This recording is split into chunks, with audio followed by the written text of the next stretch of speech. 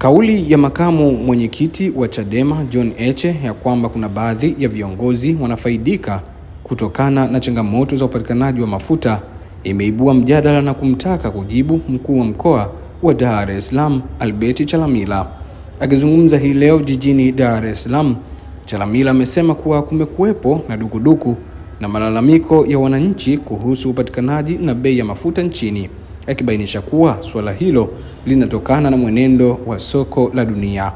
Amefafanua kuwa bei ya mafuta huamuliwa na mambo mbalimbali ya kimataifa, ikiwemo gharama za usafirishaji na uletaji wa mafuta nchini, hivyo kuwataka wananchi kuelewa mfumo huo wa soko badala ya kuibua tuhuma zisizo na ushahidi wa moja kwa moja.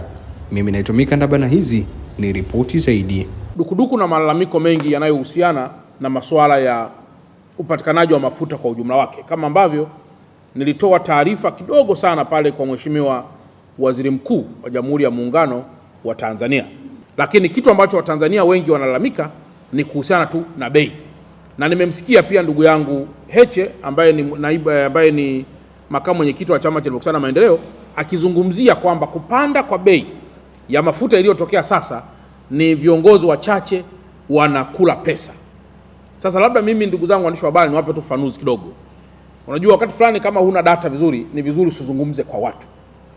Bei ya mafuta iko wazi duniani kote, na ili kupata bei ya mafuta unaangalia vitu vikubwa kadhaa. Cha kwanza, na naomba mwe makini sana, cha kwanza unaangalia kitu ambacho kinaitwa FOB, bei ya mafuta kwenye soko la dunia. Bei ya mafuta kwenye soko la dunia, nachukulia tu mfano, ni kama ilivyo soko au bei ya dhahabu kwenye soko la dunia. Inaeleweka kabisa kwamba dhahabu leo kwenye soko la dunia iko namna hii. Hiyo ni kitu cha kwanza, tunaita FOB price. Lakini jambo la pili, tunaangalia kitu kinaitwa premium. Labda hiki niseme, ndugu zangu waandishi wa habari, mkielewa. Sisi hapa Tanzania tuna agency ambayo inaagiza mafuta kwa pamoja, mamlaka ambayo inaagiza mafuta kwa pamoja, ambapo mahitaji hukusanywa yanayohitajika katika kila mwezi, tunapeleka kwenye hiyo agency ambayo inaagiza mafuta kwa pamoja, Petroleum Bulk Procurement Agency. Mamlaka hiyo inatangaza tenda kwa makampuni makubwa yanayotaka kwenda kununua mafuta kwa pamoja ili yapate tenda hiyo. Sasa kinachotokea ni kwamba kila kampuni inataja gharama zake na bei zake. Baada ya vita kuanza, serikali iliendelea na utaratibu huo. Kilichotokea ni kwamba makampuni yalitenda kwa kama 340 metric ton kwa metric ton. Hizo ni dola. Baada ya kufanya hivyo, Mheshimiwa Rais wa Jamhuri ya Muungano wa Tanzania akaagiza pia Wizara ya Nishati chini ya TPDC nao kwenda kufanya bei, kwenda kuulizia bei kwenye huko duniani tuweze kujua ni shilingi ngapi. Kilichotokea, kulikuwa kuna utofauti wasi chini ya shilingi, wasi chini ya 100. Kulikuwa kuna utofauti wasi chini kama ya 100. Mheshimiwa Rais akatoa maelekezo kwa wizara hiyo kwamba kwa kuwa sasa kuna masuala ya kivita haya, Wizara hiyo ya Nishati kupitia TPDC ndio wanaotakiwa sasa kununua mafuta hayo kwa si chini ya miezi 3 kama kipindi cha mpito, wakati duniani huko kuna hizo vita zinazoendelea. Sasa TPDC maana yake ni kwamba wakapata sasa kwa bei angalau ndogo ukilinganisha na ile ambayo huwa inaweza ikawa inanunuliwa katika siku zingine za kawaida. Hiyo, ndugu zangu, ni hoja ya pili, inaitwa premium, yani gharama za uletaji wa hayo mafuta, gharama za uletaji wa hayo mafuta. Sasa hizo gharama za uletaji wa hayo mafuta zinakuwa determine na vitu gani? Cha kwanza, hali ya bandari yenu. Unapokodi meli kule, watu wanasema bwana, sisi Tanzania hatuwezi kuja kwa sababu tunakaa muda mrefu labda pale bandarini.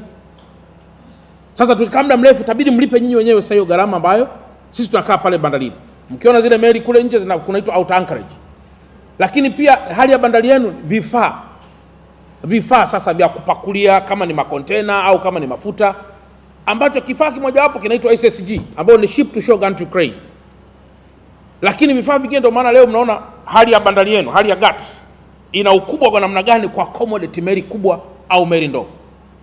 Sasa ndio maana mnakuta mwaka jana, mwaka juzi, Mheshimiwa Rais alisema haiwezekani tukabaki kwenye malalamiko hayo, tuanzishe moja kwa moja, tufungue moja, turekebishe bandari yetu ili iweze kukidhi vigezo hivyo vya ulimwenguni.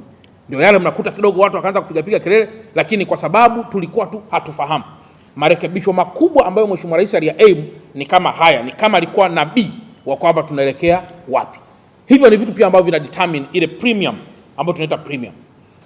Hoja ya tatu ambayo ina determine gharama za mafuta ni kitu kinaitwa mabadiliko ile tunaita dola.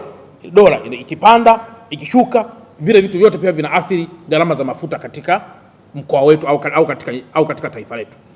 Hivyo vitu vikubwa vitatu ambavyo nimesema, FOB, premium, exchange rates hizi za masuala yetu ya dola, ni vitu vitatu ambavyo vinaingia kwenye kitu kinaitwa price chart.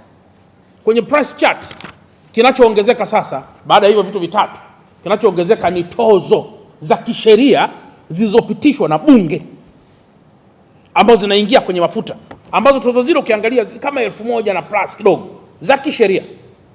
Sasa ukijumlisha hizo gharama zote ukajumlisha na ile tozo ya kisheria iliyopo, inaonekana wazi kwamba sasa mafuta mpaka hapa Dar es Salaam yamefika kwa shilingi let's say 3300.